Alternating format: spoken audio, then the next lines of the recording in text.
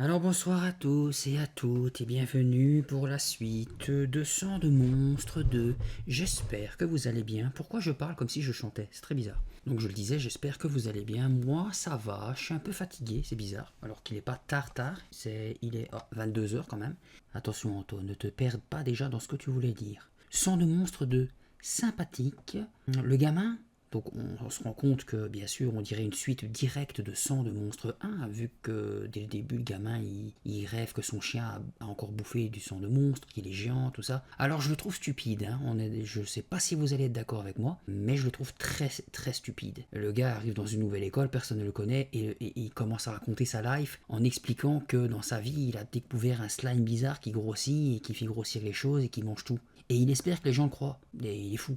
En fait, oui, moi aussi je le prendrais pour un débile. Bon, j'irai pas jusqu'à le dénigrer, me moquer de lui, parce que j'aime pas le harcèlement, tout ça. Mais c'est débile, il est débile le garçon. C'est juste que, heureusement qu'il a sa copine qui est arrivée et qui a vécu la même expérience que lui. Sinon, même elle, elle dirait dégage. Il espère quoi, lui que tout le monde va dire ah oui, génial, moi aussi j'ai vu un dinosaure hier, tout le monde va le croire. Ben non, pas du tout.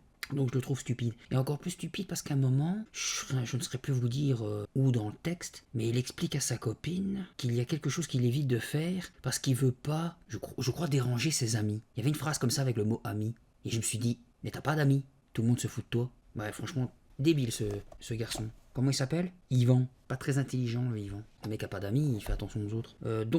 Oui, en plus au début de la vidéo précédente, j'avais dit que c'était une marmotte, mais en fait c'est un hamster. Je ne sais plus où on en était. Pourtant, j'ai pas lu il y a j'ai lu il y a pas longtemps. Ah oui, son ami Dom qui était revenu pour lui faire plaisir. Enfin, pour lui faire plaisir, non, elle est revenue pour raison familiale, mais pour lui faire plaisir, elle a repris la conserve où était le sang de monstre et Yvan s'apprêtait à l'ouvrir. À quoi sert une boîte vide, se plaignit-il. Il retira le couvercle et regarda à l'intérieur. On s'était laissé là. Donc, j'espère qu'il y a pour lui du sang de monstre pour prouver à son prof que ça existe. Sur ce, installez-vous confortablement. Je vous souhaite une bonne écoute. D'une main tremblante, Yvan inclina la boîte afin de mieux en examiner le fond. Oh non s'écria Dom, affolé. Une boule gluante, luisante comme de la gélatine au citron vert, la remplissait à moitié. Elle était vide pourtant, affirma la jeune fille. J'en suis certaine. Le garçon secoua le récipient et la matière diabolique frémit. Il devait en rester un morceau minuscule et il a dû grossir, supposa-t-il. Mais c'est génial, s'enthousiasma Dom en lui tapant dans le dos. Génial? Eh bien si, à présent tu as une preuve à montrer. Peut-être, hésita Yvan. Oh, mais j'ai une meilleure idée, s'exclama son ami. Une flamme malicieuse brilla dans ses yeux bruns foncés. Oh oh, murmura Yvan qui s'attendait au pire. Glisse-en une boulette dans le sandwich de roche de ma midi. Quand il sera devenu aussi gros qu'un hippopotame, ils verront bien que tu n'as pas menti. Pas question. Yvan serra la boîte bleue à deux mains comme pour la protéger des mauvaises idées de Dom. Roche est déjà assez costaud et je n'ai pas envie qu'il grossisse encore, dit-il en reculant. Tu te rends compte de ce qu'il pourrait me faire s'il se transformait en géant? C'était une blague, répondit Dom en haussant les épaules. Une mauvaise blague, très mauvaise même, l'interrompit Yvan. Tu n'as pas d'humour, et donne-moi ça, s'écria-t-elle en riant.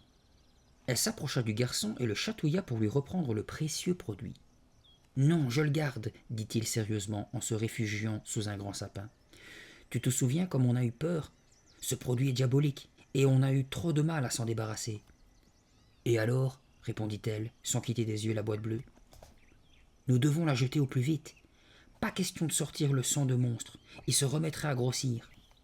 Mais je croyais que tu voulais le montrer à tout le monde. Non, j'ai changé d'avis.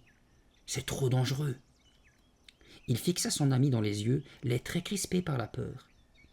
Dom, je fais des cauchemars chaque nuit à cause de cela, et je ne tiens pas à être obsédé toute ma vie, ajouta Yvan. Ça va, j'ai compris, grogna la jeune fille. Il replaça aussitôt le couvercle et rangea le sang de monstre dans le sac en demandant « Qu'est-ce qu'on va en faire maintenant ?»« Eh bien, mets-la dans le ruisseau, proposa Dom. « Impossible. Le sang de monstre pourrait se répandre dedans et tout polluer. En plus, ce n'est pas assez profond. N'importe qui trouverait la boîte. Nous ne pouvons pas courir ce risque. Alors qu'est-ce que tu proposes? Moi je l'avalerai, comme ça on ne la reverrait plus. Très amusant, grommela Yvan en levant les yeux au ciel. J'essaie seulement de t'aider. Comment s'en débarrasser? Oui, comment? Moi je sais, s'exclama alors une voix masculine qui les fit sursauter. Roche Barbieri apparut derrière un buisson. Tu pourrais me la donner, décréta-t-il. Le barbare tendit son énorme main vers le sac. Il voulait s'en emparer. Yvan dissimula immédiatement le sac derrière son dos. Roche s'avança vers les deux amis d'un pas décidé, foulant l'herbe haute, les yeux plissés et menaçants. Depuis combien de temps est-il caché là? Se demanda Yvan. Nous a-t-il entendu parler du sang de monstre? Salut, je m'appelle Dom, lança joyeusement la jeune fille. Elle se plaça entre les deux ennemis et adressa un large sourire à la brute. Qu'est-ce que c'est que ce nom? Dit celui-ci, l'air dégoûté. Son regard féroce cherchait à la défier. Tu préfères peut-être t'appeler Roche? Et répliqua-t-elle, déterminée. Tu me connais? Fit-il, surpris. Enfin, tu es une célébrité, lâcha-t-elle sèchement. Mais Roche n'avait pas oublié son souffre-douleur. Donne-moi ce sac tout de suite, lui dit-il en tendant son bras puissant. Pourquoi je te le donnerais? Protesta Yvan qui essayait de rester calme. Parce qu'il est à moi, prétendit Roche. Je l'ai oublié ici. Tu as oublié un sac vide ici? Il n'est pas vide, je t'ai vu mettre quelque chose dedans. Donne-le-moi. Bon, tiens, fit Yvan, résigné. Roche s'empressa d'en inspecter le contenu, mais il n'y trouva rien. Je t'ai pourtant dit qu'il était vide, rappela Yvan. Le barbare fixa les deux camarades. Vous aviez raison, marmonna-t-il. Allez, salut.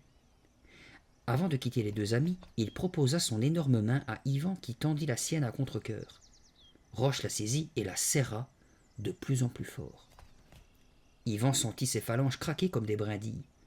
Roche insista, lui arrachant un cri de douleur. Lorsqu'il relâcha enfin son étreinte, la pauvre main ressemblait à une galette. « Tu as une sacrée poigne, commenta le barbare, ironiquement. Il fit claquer ses doigts sous le nez de Dom, éclata de rire et regagna la rue à grande enjambée.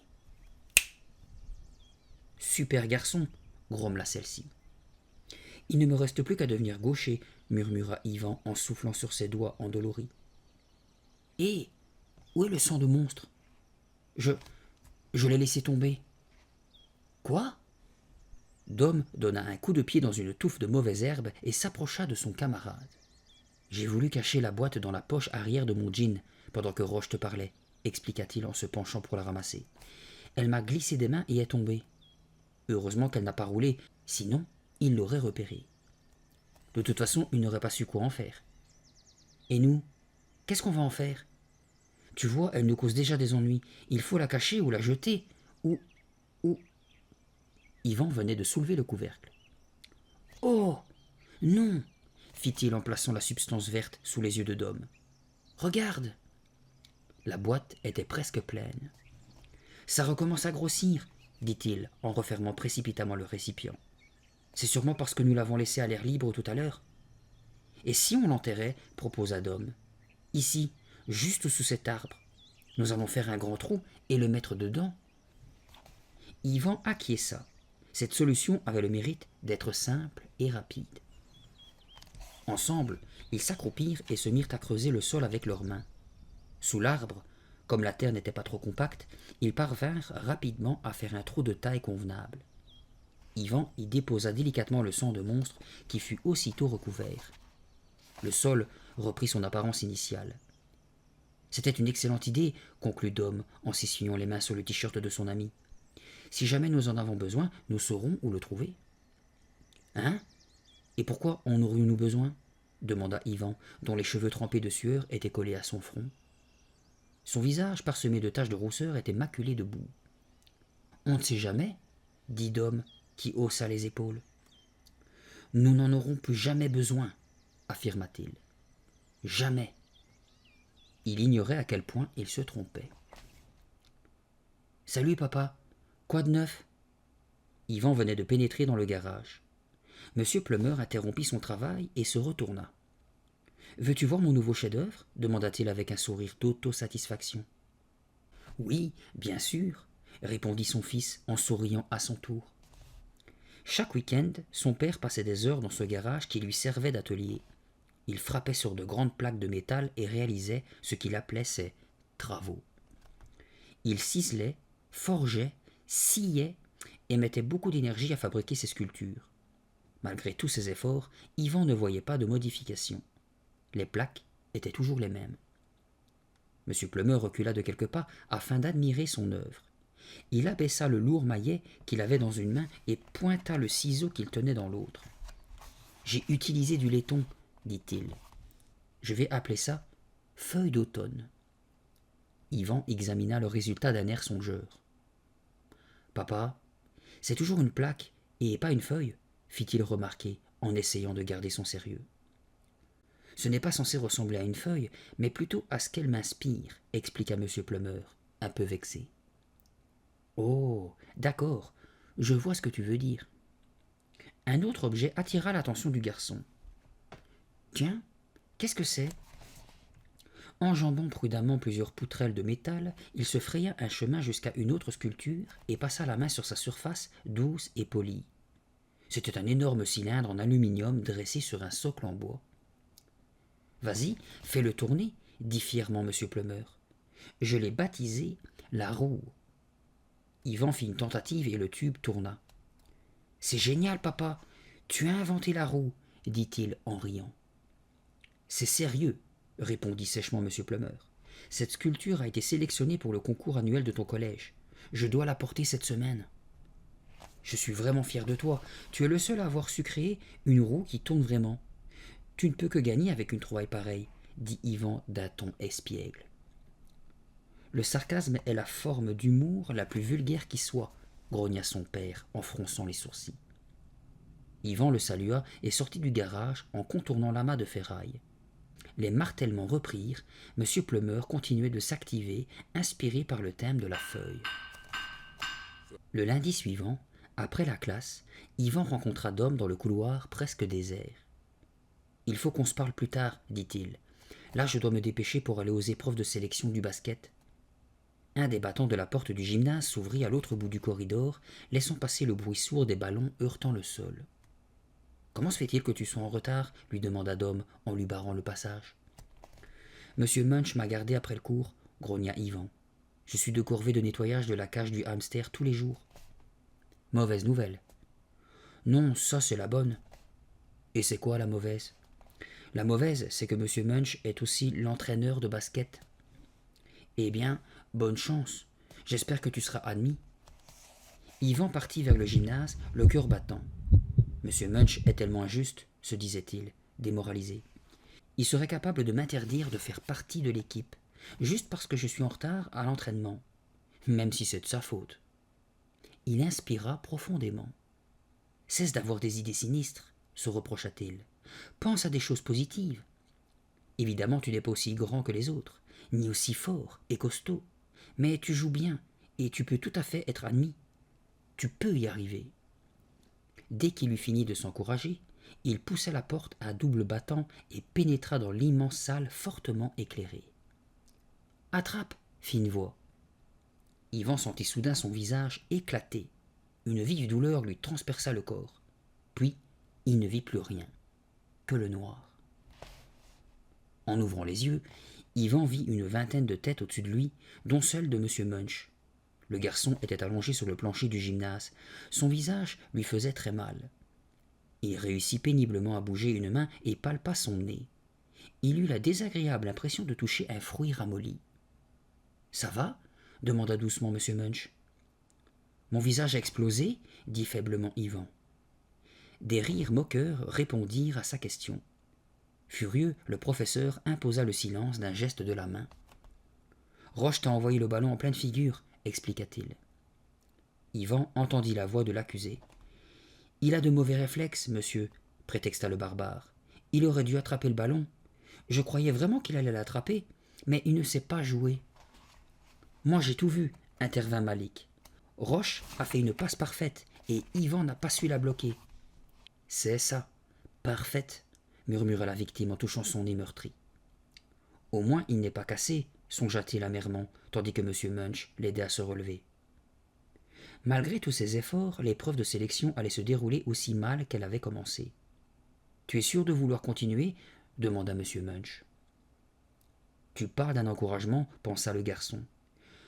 Oui, répondit-il, je me sens capable de faire partie de l'équipe.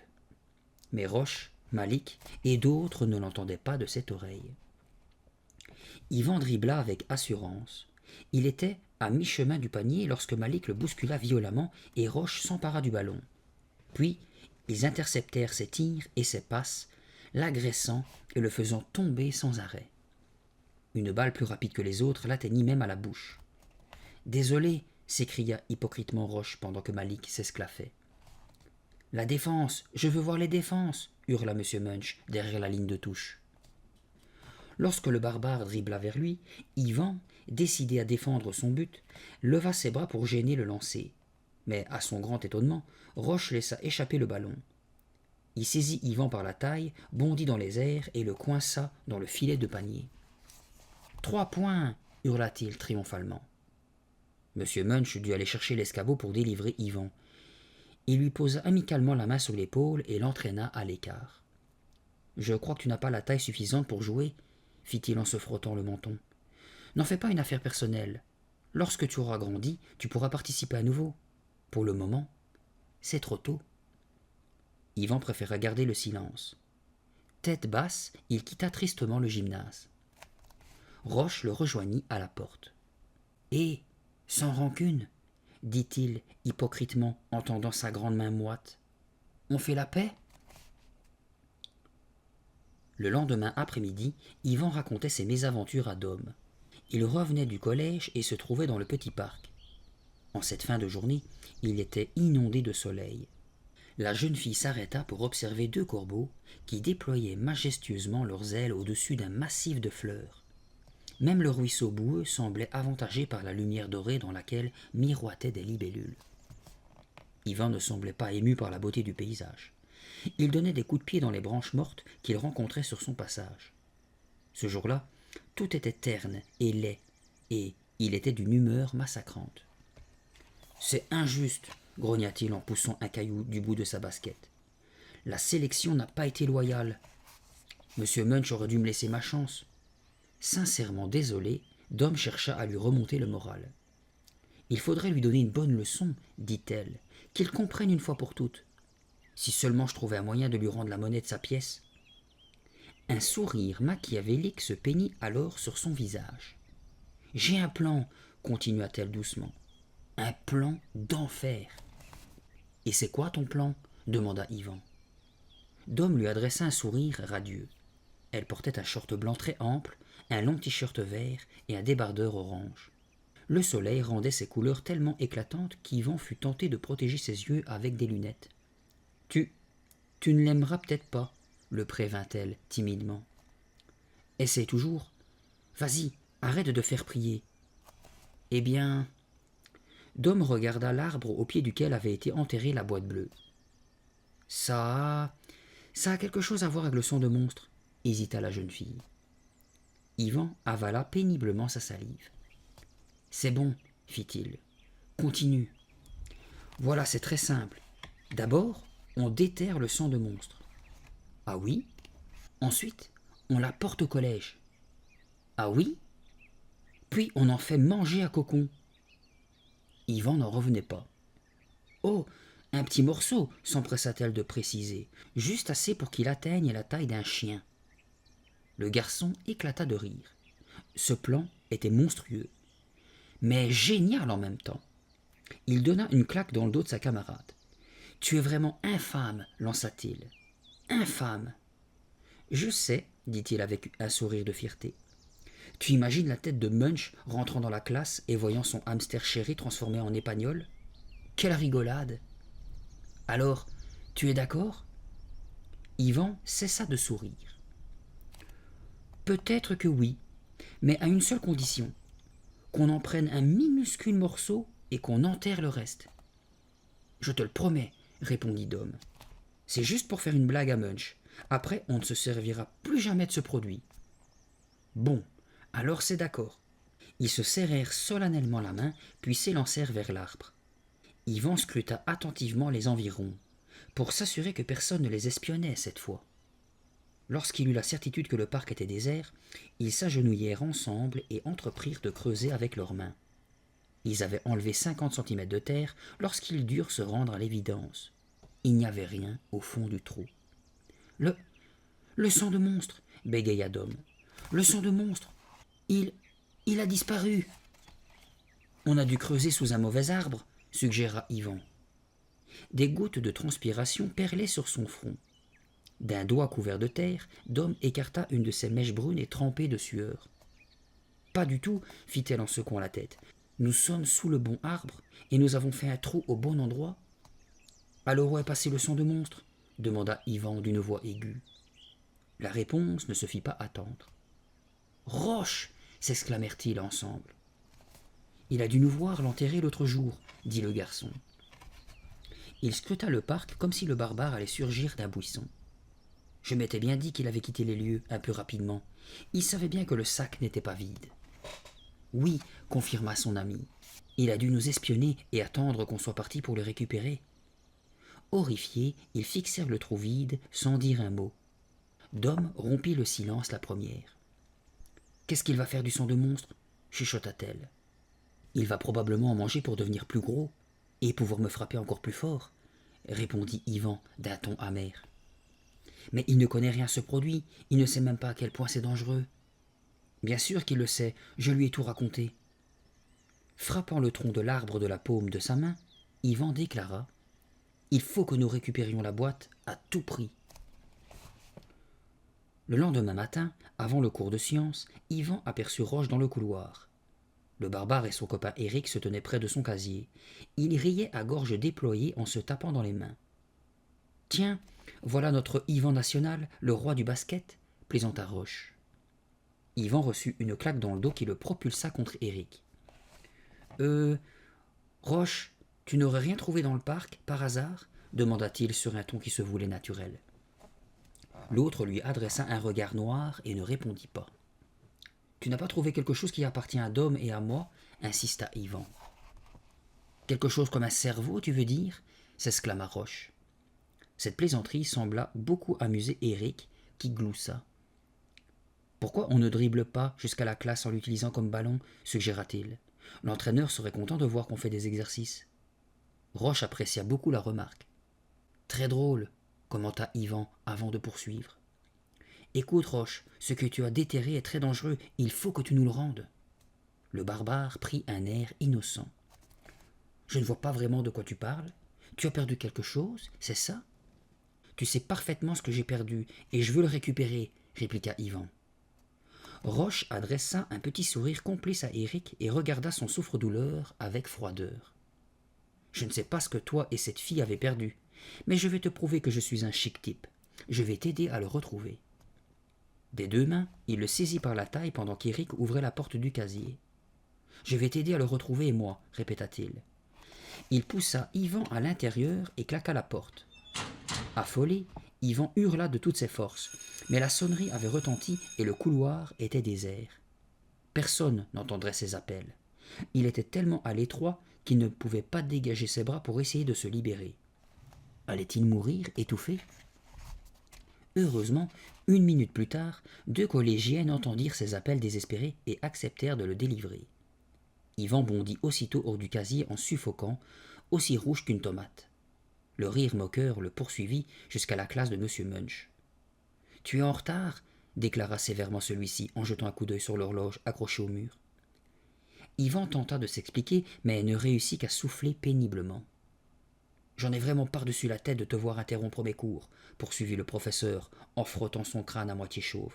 « Je ne crois pas t'étonner en t'apprenant que tu es puni. Tu nettoieras la cage avec 2 fois plus de soin. Et tiens, par la même occasion, tu laveras les tableaux et toutes les éprouvettes. »« Il fait tellement sombre, » chuchota Yvan. « En général, il fait noir la nuit, » répondit Dom en levant les yeux au ciel. « Oui, mais le réverbère est éteint, et en plus c'est une nuit sans lune, alors on y voit encore moins que d'habitude. » Peu après 20 heures, il s'était retrouvé devant la maison de Roche. « Cache-toi » ordonna Dom à voix basse. Une voiture approchait lentement. Ils plongèrent derrière la haie et scrutèrent la baie vitrée du salon. Une lampe projetait un pâle rectangle orange qui s'étendait jusque sur le devant de la maison.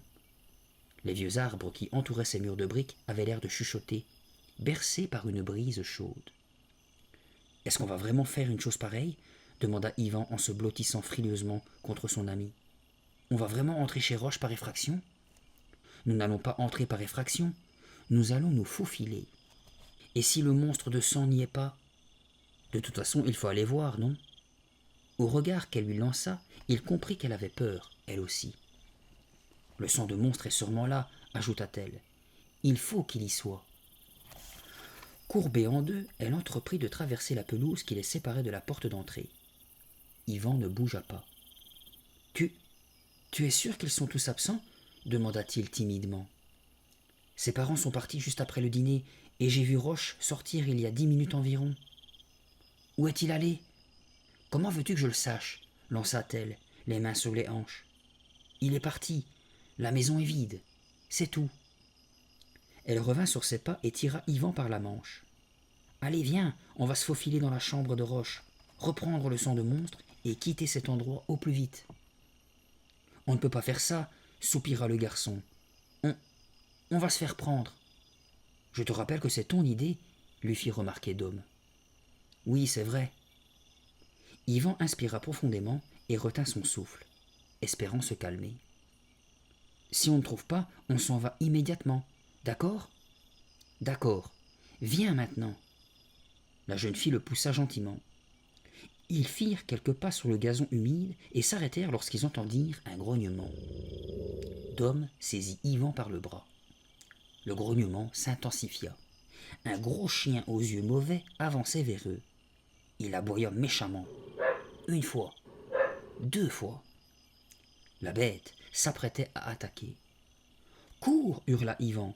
« Roche a un chien de garde !»« Trop tard !» cria Dom d'une voix aiguë. Le chien aboya de nouveau et bondit. Yvan poussa un cri et leva instinctivement les bras. Le molosse venait de lui sauter à la gorge. L'animal n'était pas aussi gros qu'il l'avait cru, mais il ne manquait pas de vigueur. Il lui lécha le visage et appuya son museau humide contre sa joue. « Pouah !» s'écria Yvan en éclatant de rire. « Mais qu'est-ce que tu fais ici, Tiger ?» Il écarta l'épagnole et l'obligea à rester tranquille. Agitant fébrilement la queue, Tiger sautilla de joie. « Ton crétin de chien a failli me provoquer une crise cardiaque » grommela Dom. « Ah, moi aussi, je n'avais pas remarqué qu'il nous suivait. » La jeune fille s'accroupit et caressa tendrement Tiger. « Entrons, fit-elle. Roche ou ses parents peuvent revenir d'un instant à l'autre. » Tiger gambada à leur côté tandis qu'ils traversaient la pelouse. Une fois sur le palier, la maison leur sembla plus imposante et plus obscure. « Reste là, Tiger, » chuchota Yvan. « Tu ne peux pas venir avec nous. » Dom essaya d'ouvrir la porte d'entrée. « Elle est verrouillée. »« Qu'est-ce qu'on va faire alors ?»« On va essayer de passer par la porte de service, évidemment. » La jeune fille se dirigea immédiatement vers le côté de la maison. « Tu as déjà fait ça, n'est-ce pas ?» demanda Yvan, surpris par la décontraction de son amie. « Peut-être, » répondit-elle évasivement. Un hurlement provenant des environs les fit alors sursauter. « Qu'est-ce que c'était » s'écria Yvan, angoissé. « Un loup-garou, » répliqua calmement Dom. « Ou alors un chat. » Ils éclatèrent d'un rire nerveux. La porte de service était verrouillée elle aussi. Yvan remarqua alors que la fenêtre de la cuisine était légèrement entr'ouverte. Il la poussa et pénétra dans la pièce obscure, suivi de près par Dom. Les deux amis retenaient leur souffle, attentifs au moindre bruit. Leurs baskets couinaient sur le linoléum. Le réfrigérateur ronronnait. Le lave-vaisselle était en marche. « J'arrive à entendre les battements de mon cœur, » pensa Yvan. « Qu'est-ce que je fabrique ici ? Suis-je vraiment entré chez Roche ? » « Par là, » chuchota-t-il. « Sa chambre doit être au premier étage. » Rasant les murs, ils passèrent devant le salon baigné de lumière orange. Le plancher craqua sous leurs pas. Yvan buta sur une pile de vieux journaux entassés dans un coin de l'étroit couloir. Ils parvinrent rapidement à l'escalier de bois. La rampe grinça lorsque le garçon prit appui dessus. Un store battant contre une fenêtre le fit bondir de peur. « Il fait noir comme dans un four », murmura Dom alors qu'elle atteignait la dernière marche. Yvan voulut parler, mais sa voix restait coincée au fond de sa gorge. Le dos plaqué contre le mur, il suivit Dom qui ouvrit la première porte. Elle chercha à tâtons un interrupteur et alluma. C'était la chambre de Roche. Ils attendirent quelques instants que leurs yeux s'habituent à la lumière, puis ils s'empressèrent d'examiner les lieux.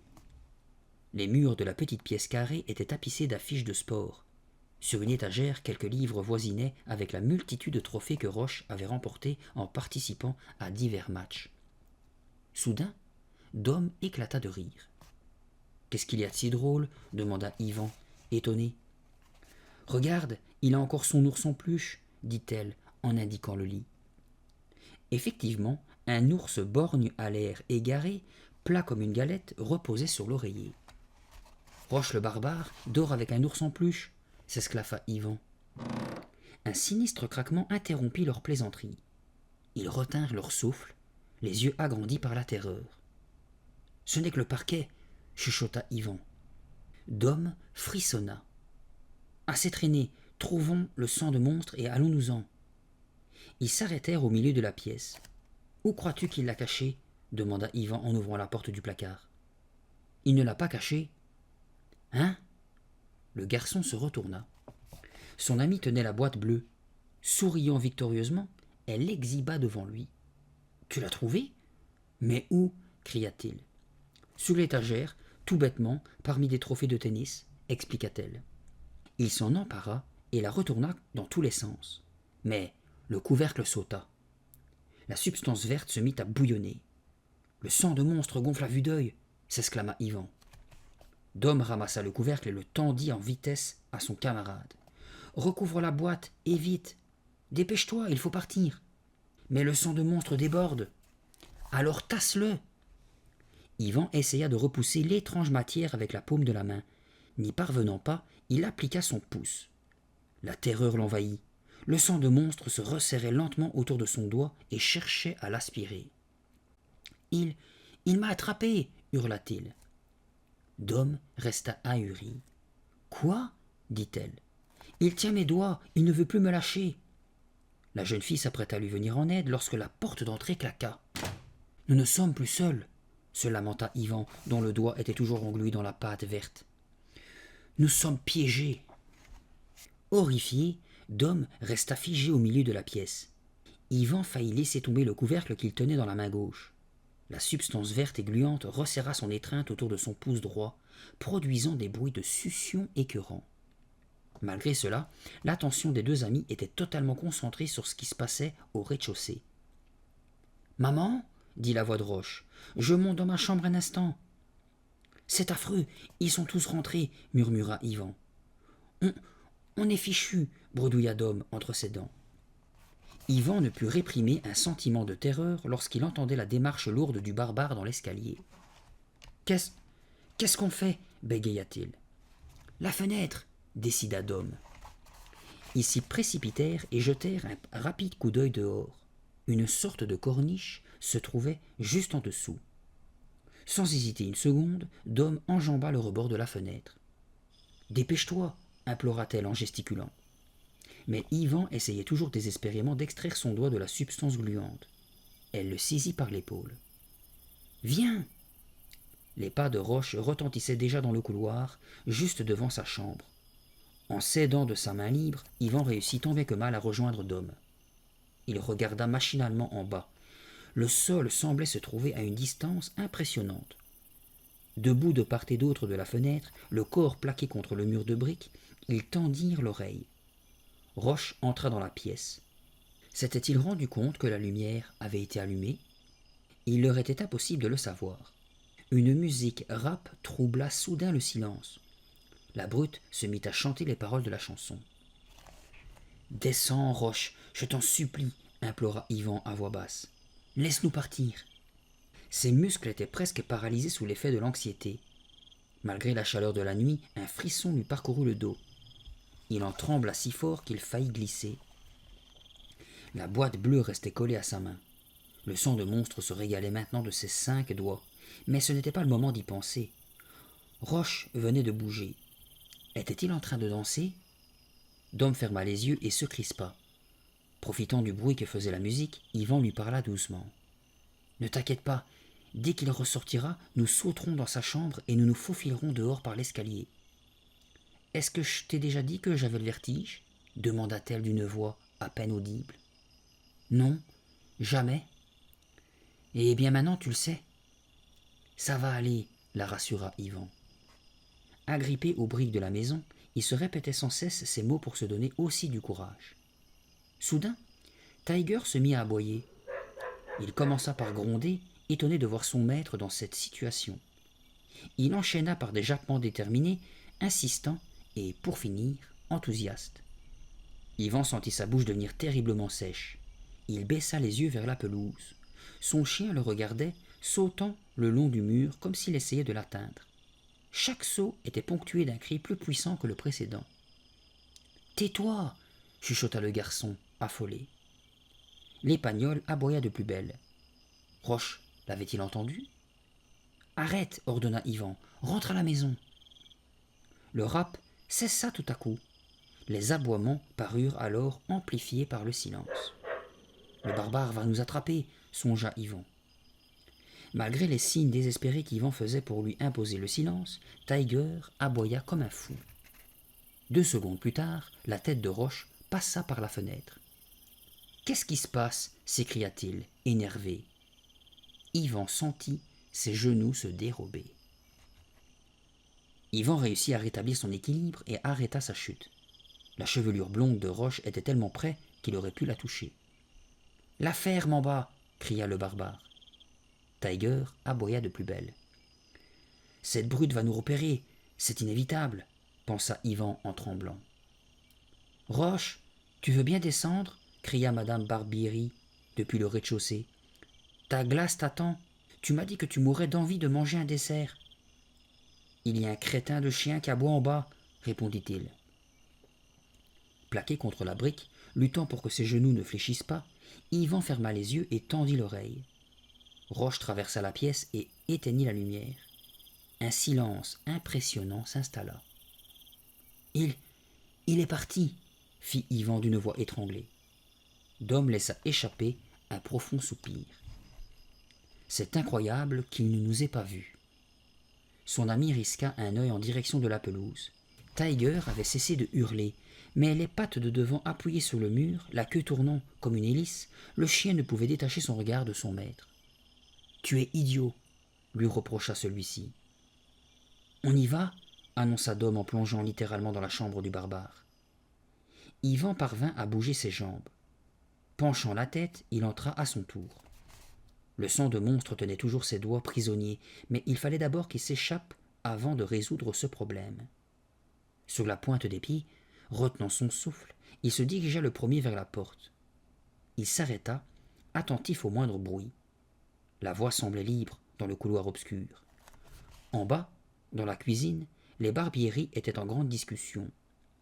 Les 2 intrus avancèrent jusqu'au bout du corridor, tenant fermement la rampe, ils se glissèrent jusqu'au milieu de l'escalier. Yvan s'arrêta encore pour écouter. Dom le percuta, le faisant presque trébucher. Elle étouffa un cri. Roche se plaignait de certains joueurs de l'équipe de basket-ball. « Ce sont des mauviettes » affirma-t-il. « Eh bien, ça devrait te rassurer d'être le meilleur » répondit M. Barbieri. Yvan inspira profondément et retint son souffle. Puis, il descendit jusqu'à la dernière marche. « Nous sommes presque dehors » pensa-t-il en tremblant de tous ses membres. Il posa sa main libre sur la poignée de la porte. « Va chercher ton livre de maths, Roche. Tu vas me montrer l'exercice que tu as du mal à faire, » ordonna M. Barbieri. « Oui, papa. » La chaise du barbare racla le linoléum. Dom agrippa l'épaule de son ami. Ils se regardèrent, glacés d'effroi. Ils étaient si proches de la victoire, et pourtant, tout s'écroulait. « Non, pas maintenant, Roche. Tu iras chercher ton livre tout à l'heure, » intervint madame Barbieri. « Laisse-le manger son dessert, au moins. »« D'accord, » convint M. Barbieri d'un ton las. La chaise de Roche racla à nouveau le sol. Yvan ne se fit pas prier pour ouvrir la porte d'entrée. Il sortit de la maison comme une fusée, talonné par Dom, haletante. Ils traversèrent la pelouse et atteignirent la rue, suivis de près par le chien, ravi de retrouver son maître. Leurs semelles claquaient sur l'asphalte, ponctuant leur course effrénée dans la nuit. Ils ne s'arrêtèrent que lorsqu'ils furent parvenus chez Yvan. Celui-ci s'adossa à la boîte aux lettres, cherchant à reprendre son souffle. Il essuya la sueur qui coulait sur son front et réalisa que le produit diabolique n'avait toujours pas lâché prise. « Aide-moi » supplia-t-il en tendant le bras vers Dom. « Il s'en est fallu de peu » murmura-t-elle tout en vérifiant s'il n'avait pas été suivi. « C'est génial !» Ses yeux brillaient maintenant d'excitation à la lueur du réverbère. Yvan ne partageait pas cet avis. Sa peur l'avait empêché d'apprécier ce plaisir. Et pour couronner le tout, ses doigts étaient encore prisonniers du sang de monstre. « Je t'en supplie, tire là-dessus, dit-il. Tout seul, je ne peux pas. » Dom saisit la boîte à deux mains. La substance verte bouillonnait sur les bords en produisant son infernal bruit de succion. La jeune fille tirait de plus en plus fort, puis elle recula et redoubla d'énergie. Le sang de monstre finit par céder, libérant les doigts d'Yvan dans un gargouillis écœurant. Dom en perdit l'équilibre. « Ouf !» fit-elle, assise sur le trottoir. Yvan examina ses phalanges sous le réverbère. Elles étaient rouges et ratatinées. On aurait dit qu'elles avaient baigné dans l'eau pendant des heures. « Burk, c'est dégoûtant !» s'exclama-t-il.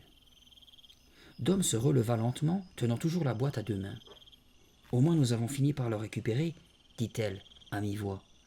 « Oui, et maintenant on va pouvoir l'enterrer à nouveau. »« Quoi ? L'enterrer ?»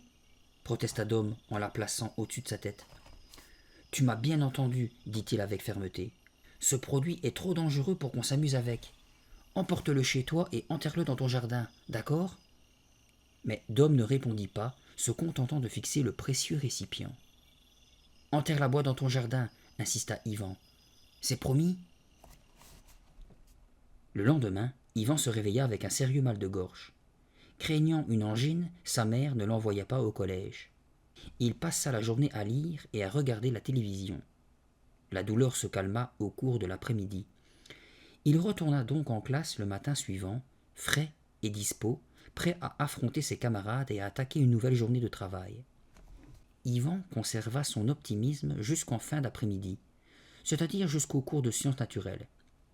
Pour se rendre à la place habituelle, il devait passer près du hamster. Oubliant son aversion, il jeta un coup d'œil sur l'animal. « Tiens, Monsieur Munch s'est acheté un lapin, pensa-t-il. C'est curieux. Où est Cocon ?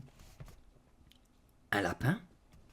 Il s'arrêta et examina de plus près l'animal blotti dans la cage. Un regard familier rencontra le sien. Un museau qu'il connaissait bien se plissa. C'était Cocon. Il était devenu aussi gros qu'un lapin. Penché au-dessus de la cage, Yvan observait le hamster lorsque la sonnerie retentit. Il se retourna et constata que les élèves étaient bien sagement assis sur leurs chaises. « Je vois que tu t'intéresses à ta victime, Yvan, » déclara M. Munch devant la classe. « Moi ? Ma victime ? Tu as trop nourri Cocon, regarde comme il est devenu gros. »« Presque aussi gros que vous, » aurait voulu répondre Yvan. Il savait bien qu'il n'avait rien à voir avec la subite prise de poids de Cocon, et que ce problème ne concernait pas l'alimentation. Si le rongeur était devenu 3 fois plus volumineux, c'était à cause du sang de monstre. « Si je revois Dom, je l'étripe, » marmonna-t-il. « Qu'est-ce que tu dis ?» demanda le professeur. Yvan devint rouge comme une tomate. Il ne s'était pas rendu compte qu'il avait parlé à voix haute. « Rien, » répondit-il, gêné en regagnant rapidement sa place. « Dom est allé trop loin cette fois, » se dit-il avec colère. Elle avait promis d'enterrer le sang de monstre. Elle avait promis. Et voilà qu'elle avait transformé Cocon en un animal grotesque. De plus, M. Munch était persuadé que c'était lui le responsable. « Tu resteras après la classe, Yvan, » dit justement celui-ci. « Il faut que nous discutions du régime de Cocon. » Des rires fusèrent. Installés à leur table, au fond de la pièce, Roche plissait le nez et gonflait les joues, et Éric se tenait les côtes. À l'autre bout de la classe, Cocon semblait enflé à vue d'œil. À chacune de ses inspirations, il paraissait plus gros. Ses yeux noirs et accusateurs, de la taille d'une bille, fixaient Yvan. Lorsqu'il s'approcha de son réservoir d'eau, la cage trembla. Elle manqua de se renverser quand il se retourna. « Je t'en supplie, arrête de grossir !» l'implora Yvan, horrifié. Le hamster souffla bruyamment. De son siège, le garçon entendit sa respiration sifflante. « Comment Dom a-t-elle pu me faire ça ? Je ne lui pardonnerai jamais. » Dès que la sonnerie retentit, les élèves rangèrent leurs livres et leurs cahiers et se dirigèrent vers la sortie. Yvan en profita pour s'approcher de l'animal. Cocon le regarda en haletant. « Il n'arrive même plus à monter sur sa roulette, » nota Yvan. « S'il grossit encore, sa cage va éclater. Combien de sang de monstre lui a-t-elle donné ?» Monsieur Munch étant occupé à corriger des copies à son bureau, Yvan annonça timidement : « Je dois dire quelque chose à quelqu'un. Je reviens tout de suite. » « Ne t'attarde pas trop, répondit le professeur sans lever les yeux des papiers. Yvan se précipita dans le couloir et heurta de plein fouet Roche. « Justement, je te cherchais, dit le barbare. Il fit un pas vers la droite, un autre vers la gauche, et étendit les deux bras pour lui barrer le passage. « Ce n'est pas le moment, répliqua Yvan. Mais la brute ne broncha pas. « Je suis pressé, expliqua Yvan. Aujourd'hui, je n'ai pas le temps de rester dans mon casier. » Le beau visage de Roche se fendit en un large sourire. « Je suis désolé pour cette histoire, dit-il avec une étincelle de malice dans les yeux. « Vraiment » s'étonna Yvan, hypocritement. « Oui, vraiment, sans rancune, reprit l'autre. Viens, on se serre la main. » Yvan s'exécuta machinalement. Il avait oublié la poigne d'acier du barbare qui lui avait fait tellement mal l'autre jour. Il essaya de se dégager, trop tard. Plus Roche serrait, plus son sourire s'élargissait. Yvan aperçut enfin Dom de l'autre côté du couloir. Il tenta de l'appeler au secours, mais seul un faible gémissement s'échappa de sa gorge. Son ami disparut, l'abandonnant à son triste sort. Lorsque Roche daigna enfin lâcher sa main, elle ressemblait à une plaque de terre glaise molle. « Génial, ta poignée de main. Tu es un homme !» s'écria la brute en éclatant de rire. Feignant d'avoir ressenti une douleur, il souffla sur ses doigts en les secouant. Puis il partit vers le gymnase. « Sale crâneur !» pensa Yvan. Il poussa un cri de rage pour se défouler. De sa main valide, il tapa sur un casier vide. Il était tellement vexé et furieux qu'il eut l'impression que de la fumée s'échappait de ses oreilles. « Tu me fais attendre !» cria M. Munch depuis la porte de la classe. « J'arrive !» marmonna le collégien. Désespéré, il entra dans la salle de cours. Ce soir-là, il essaya plusieurs fois de joindre Dom au téléphone. En vain. La nuit, il rêva que Tiger avalait une énorme boule de sang de monstre. Il cherchait à retenir son chien, mais l'animal gigantesque se lançait à la poursuite du facteur. Le monstre rattrapait bientôt le pauvre postier qui avait la taille d'un hamster. Yvan se réveilla en sueur. Il jeta un coup d'œil à sa montre. Il n'était que 6 heures. Normalement, il devait se lever 1 heure plus tard. Il décida alors de se préparer et de se rendre au collège avant tout le monde. Il était inquiet et voulait vérifier si Cocon avait encore grossi. « Où vas-tu comme ça ?» lui demanda sa mère, d'une voix endormie. « Au collège » répondit Yvan timidement. Il avait espéré pouvoir s'échapper en douce, mais elle était sortie de sa chambre. « Si tôt ?» insista-t-elle. Elle s'approcha de son fils d'un pas traînant, nouant la ceinture de sa robe de chambre. « Il faut... je dois terminer un devoir de science, expliqua-t-il. Après tout, il n'était pas très loin de la vérité. « Un devoir de science ?» répéta-t-elle, peu convaincue. « Oui, c'est un gros travail, reprit-il, plus inspiré. C'est vraiment quelque chose d'énorme que je ne pouvais pas apporter à la maison. »« Et tu ne vas rien manger pour ton petit déjeuner ?» poursuivit madame Plummer, en bâillant. « Je prendrai quelque chose plus tard au collège, quand j'aurai faim. Au revoir, maman, lança Yvan en sortant. Il voulait partir sur le champ et éviter à tout prix d'autres questions embarrassantes. Un soleil rouge sur fond de ciel gris émergeait de la cime des arbres. L'air avait gardé un peu de la fraîcheur nocturne. Les fleurs étaient encore chargées de rosée. Yvan avança au pas de course, son sac à dos ballottant sur ses épaules. Le terrain de jeu et l'allée menant au collège étaient déserts. Il entra furtivement, traversa le couloir silencieux et se dirigea avec précaution vers la salle de science. « Cocon n'a peut-être pas grossi cette nuit, se dit-il avec espoir. Il a peut-être même retrouvé sa taille normale, ou au moins un peu maigri. Ce n'était pas impossible, après tout. Dom n'avait pas dû lui donner trop de sang de monstre, juste de quoi le transformer pour quelque temps en lapin bien gras, avant qu'il ne redevienne ce petit hamster si mignon. Pourquoi pas? Yvan croisa les doigts. Il était essoufflé lorsqu'il arriva devant la classe. Il hésita un instant à la porte. Son cœur battait la chamade. « Je t'en supplie, cocon, dit-il à voix haute. Il faut que tu sois redevenu la petite boule de poil que tu étais avant. Yvan inspira profondément, retint son souffle et pénétra dans la pièce.